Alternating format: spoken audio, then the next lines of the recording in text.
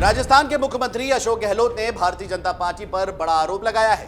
गहलोत ने कहा है कि भारतीय जनता पार्टी चुनाव जीतने के लिए गेम खेल रही है।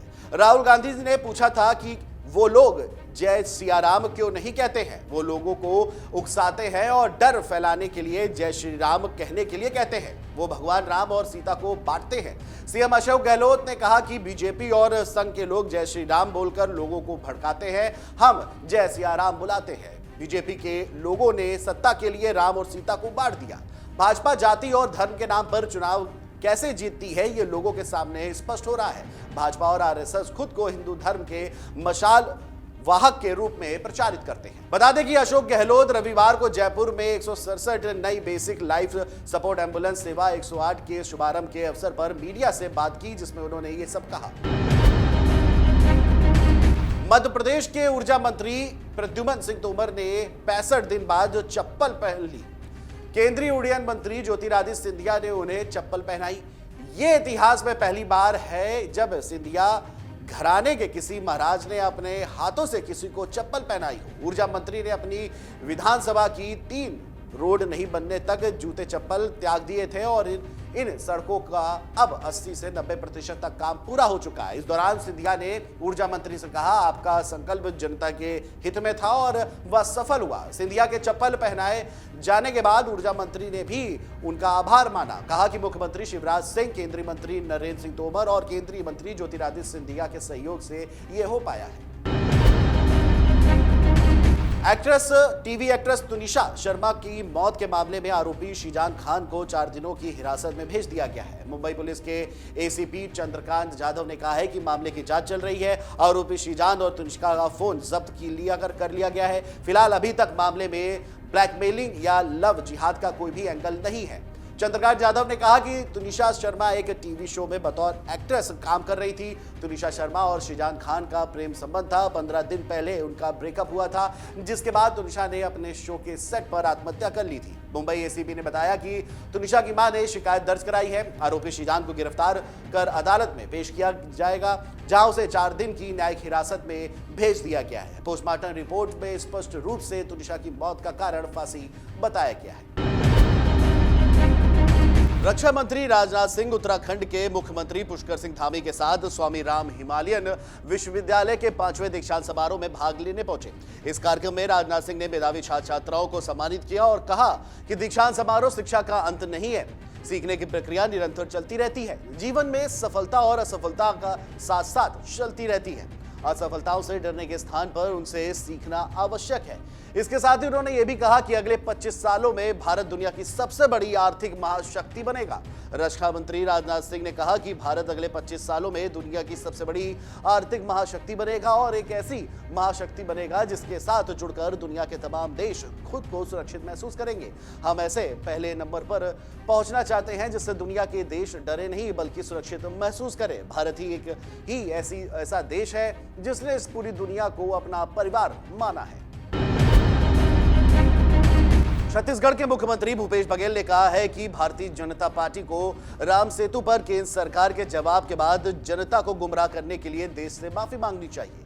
कांग्रेस नेता बघेल ने केंद्रीय मंत्री जितेंद्र सिंह द्वारा संसद में राम सेतु पर दिए गए जवाब को लेकर शनिवार को कहा, जब यही बात कांग्रेस सरकार ने कही थी तब हम लोगों को राम विरोधी कहा गया था। अब ये तथाकथित राम भक्त हैं, उनकी सरकार है और सदन में ये कहते हैं कि पुख्ता सबूत नहीं है।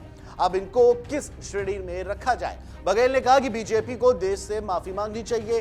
किस प्रकार से देशवासियों को गुमराह किया गया और आज इस प्रकार से बयान दे रहे हैं। खुद गटगरे में खड़े हो गए हैं। जब बयान आया तब आरएसएस और बाकी के संगठन कुछ नहीं बोल रहे। यदि संघ सच में राम भक्त होते तब अपनी सरकार की आलोचना करते, लेकिन नहीं कर रहे हैं। इनका मूल चरित्र यह है कि कैसे भी सत्ता प्राप्त करना। कांग्रेस पार्टी की भारत जोड़ो यात्रा दिल्ली में सुपरस्टार अभिनेता कमल हासन ने कहा कि कई लोगों ने उन्हें यह कहा है कि इस यात्रा में शामिल होने से उनकी इमेज पर असर पड़ेगा, लेकिन उन्होंने किसी की परवाह नहीं की। सुपरस्टार कमल हसन ने आगे कहा कि मैं आईने के सामने खड़ा हुआ और खुद से कहा कि यही वक्त है जब देश को मेरी सबसे ज्यादा जरूरत है।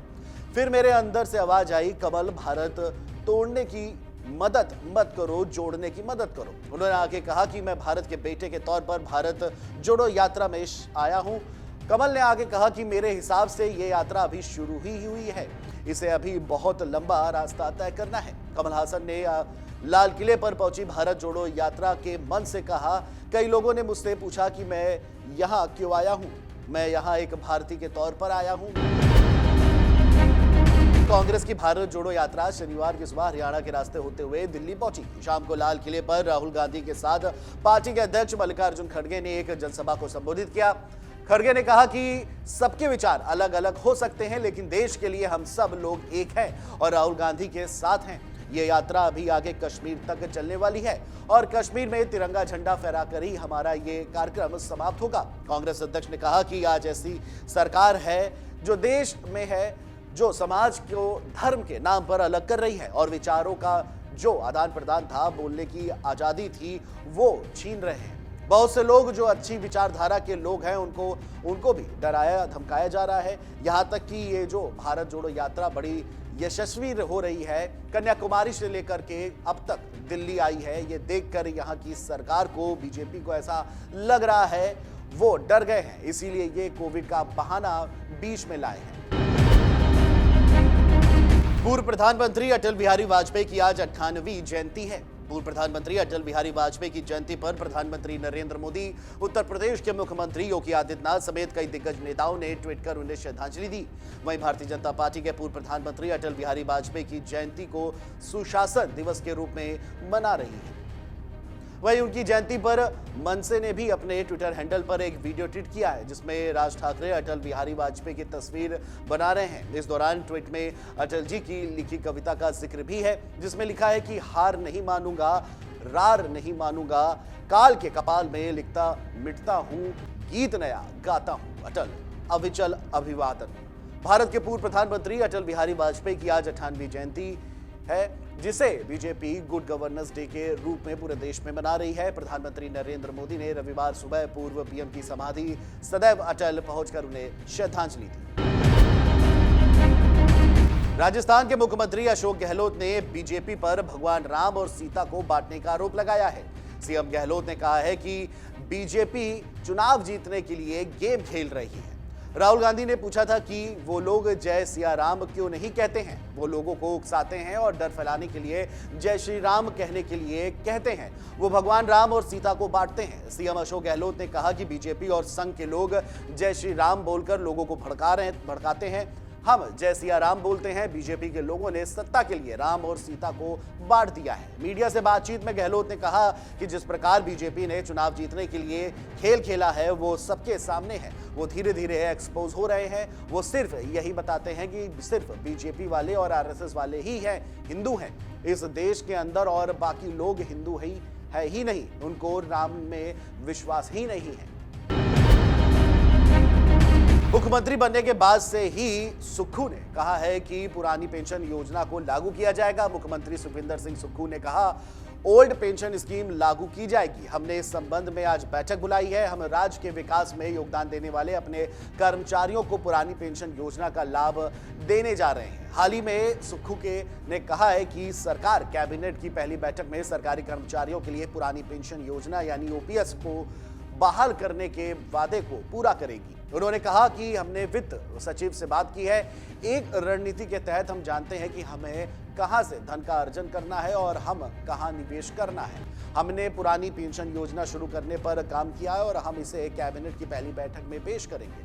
अपने मंत्रिमंडल के विस्तार के बारे में कुछ पूछे जाने पर उन्होंने कहा कि ये जल्द ही होगा। पिछले दिनों विधायक विक्रमादित्य सिंह ने कहा था कि हिमाचल प्रदेश में ओल्ड पेंशन स्कीम को लागू करने के लिए केंद्र की आर्थिक मदद की आवश्यकता है। डाउनलोड करें अमर उजाला ऐप और पाएं खबरें लगातार। अगर आप ये वीडियो YouTube पर देख रहे हैं तो हमारे चैनल को सब्सक्राइब करें और बेल आइकन को दबाना ना भूलें। अगर आप Facebook पर ये वीडियो देख रहे हैं तो हमारे पेज को लाइक करें।